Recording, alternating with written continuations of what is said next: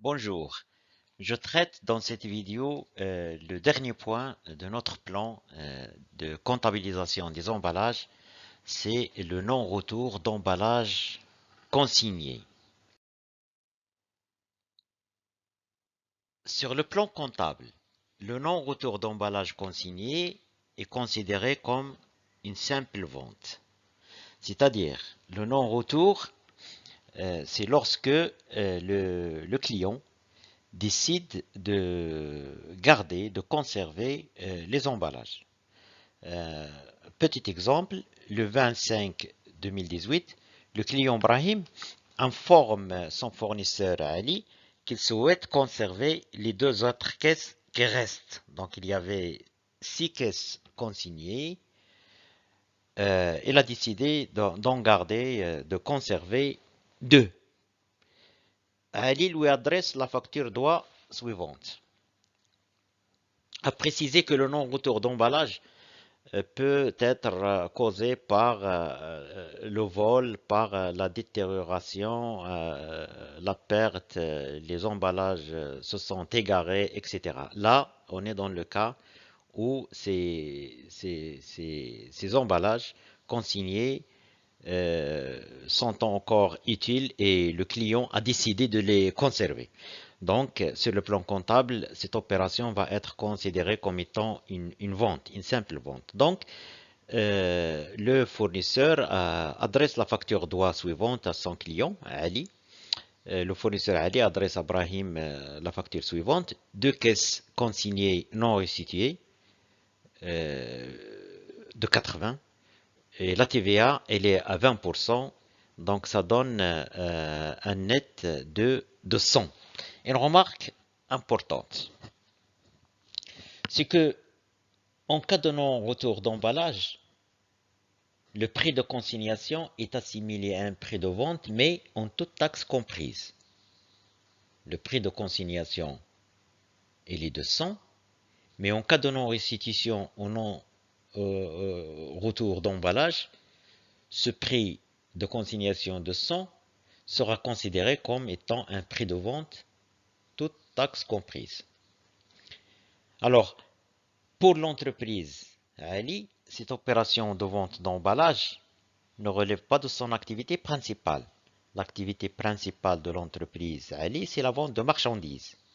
Mais, en cas de non-retour d'emballage, le produit de cette opération sera considéré comme un produit accessoire.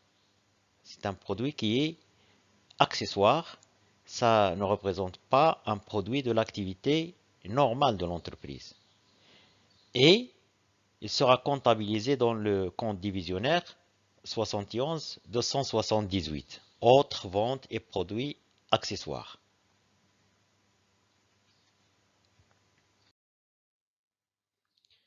Voyons maintenant la comptabilisation de cette opération dans les comptes du fournisseur Ali.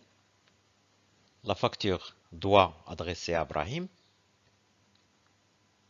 Ali doit débiter le compte client dette pour emballage du matériel consigné, le compte qu'il a crédité au moment de la consignation, le compte des passifs circulants, une dette. Donc, au moment des non-retours, ce compte doit être débité d'un montant de 100.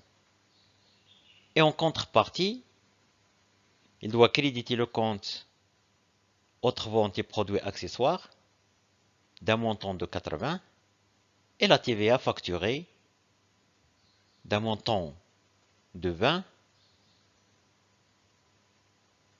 et la facture, on labellé la facture numéro 50, la facture doit adresser à Brahim. C'est comme ça qu'il va passer ou qu'on doit passer l'écriture comptable de cette opération. Dans la comptabilité de Brahim, le client, qu'est-ce qu'il doit faire? Donc, il doit débiter le compte 61 232, achat d'emballage récupérable non identifiable, d'un montant net de 80. Si c'était des emballages récupérable identifiable, le compte concerné aurait été le 2333, un compte de l'actif immobilisé, emballage récupérable identifiable. Mais le cas ici, cet emballage, ces caisses-là, ne sont pas considérées comme des emballages identifiables.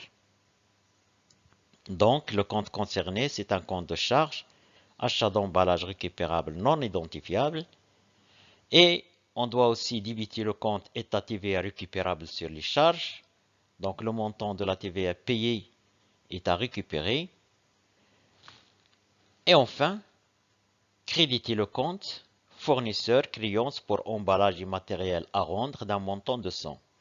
Le compte qui a été débité au moment de la consignation.